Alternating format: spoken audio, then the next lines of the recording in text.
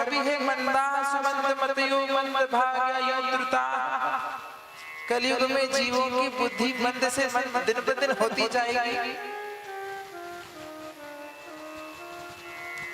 अभी जो young age group है उसकी जो प्रतिभा है और आने बिल्कुल टीनेजर्स हैं, उनको अब हम देखते हैं तो बड़ी विडंबना लगती है कि ये करेंगे क्या आगे। उनकी बुद्धि का तो विकास अलग ही दिशा में है, वर्चुअली हो रहा है, प्रैक्टिकल तो कुछ हो ही नहीं रहा है।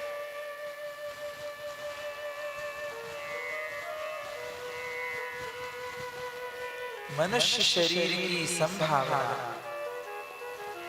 कितनी है कि जब मनुष्य जन्म लेता है तब उसको एक कदम भी चलना नहीं आता, पर जब चलना शुरू करता है तो चंद्रमा से आगे मंगल ग्रह तक की उसकी यात्रा हो गई।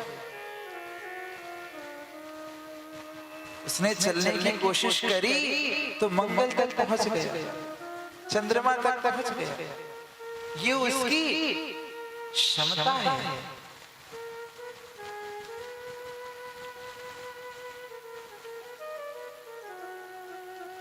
बात इतनी सी है जो मैं कहना चाहता हूं, इसकी मनुष्य शरीर की संभावनाएं अनंत हैं। हमारे ऋषियों ने यह अनुभव किया है, सारे जगत को जब बुद्धि की बात आए तो इसी भारत ने सबसे पहला अर्थशास्त्र भी दिया है। हमारे ही पूर्वजों ने सबसे पहला महाराज जी विमान शास्त्र जो है सबसे पहला अग्नि पुराण में लिखा हुआ है। भूगोल है, भूगोल है।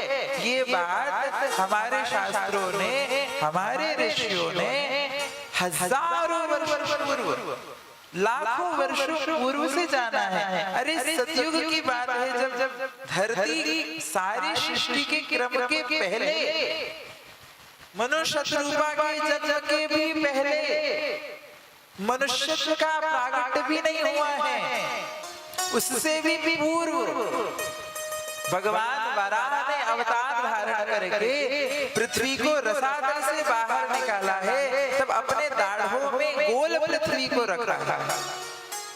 तो धरती तो गोल पहले से थी।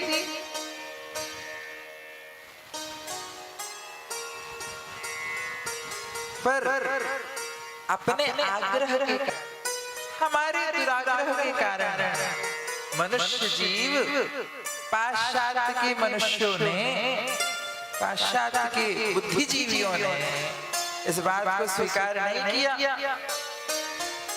उनको वो तो यही मानते आ रहे थे कि पूरी सृष्टि उनके ही अंडर है, वही जितनी पूरी भूखंड है उसके वो सम्राट है, उसके वो एम्परर हैं। परंतु कितने वर्षों बाद, अभी कुछ वर्षों पहले जब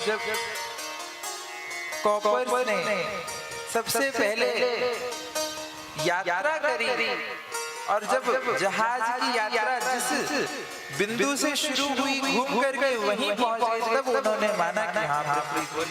इसके पहले तो यही मानते थे कि एक निश्चित सीमा के आगे यदि जाया जाएगा तो मनुष्य धरती से नीचे गिर जाएगा।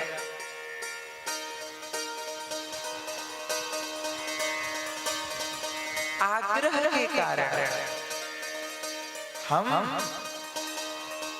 वास्तविक निधि को भी उपयोग नहीं कर पाते। एक भिक्षुक था, बड़ा गरीब परिवार था, भिक्षाटन करके अपना जीवन यापन करता था। पूरी जिंदगी बीत गई भिक्षाटन करते करते, बूढ़े हो गए। एक दिन एक व्यक्ति आया अब आने बातें कही, अरे भैया हमको पता चली कि तुम्हारे घर में खजाना गड़ा। अच्छा, हमारे घर में खजाना? ऐसे तो हो ना सके भैया, हमारे बाप दादा ने कभी सोना ना देखो, खजाना कहाँ से धरेंगे, हम तो पीढ़ी से भीख मांगते आ रहे हैं। ना ना ना, हमने सब समय देखा यहाँ पे खजाना है। अच्छा तो कर लो, खोज कर लो। खोज कियोगे सो वाके घर के आंगन में ही गड्ढा खोदा गया, वहां से सोने के हंडिया निकले। अब वो माथा पकड़ के रोवे, जे बात हमको पहले पता होती तो जिंदगी भर मांगना ना पड़तो। अरे जहां मैं बैठा था वहीं पर खजाना गड़ा।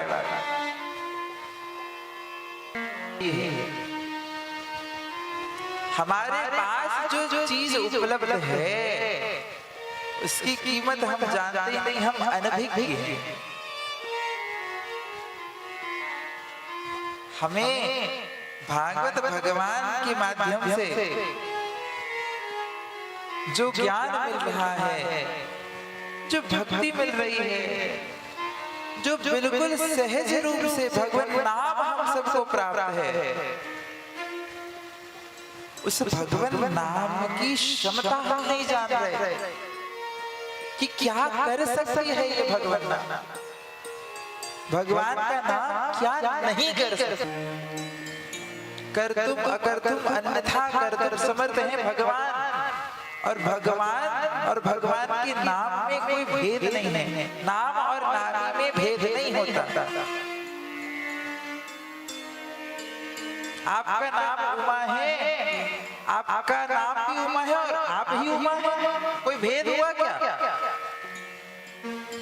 जिसका नाम है उसी का वो गुण है, वही वो व्यक्ति है।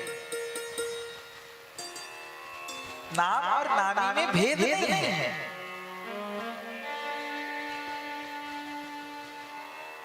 कहां तक कहें, बात तो ऐसी है कि भगवान के गुण भी कई बार छुप जाते हैं और भगवान नाम आगे बढ़ करके काम कर जाता है। भगवान स्वयं अपने नाम की महिमा नहीं गा सकते।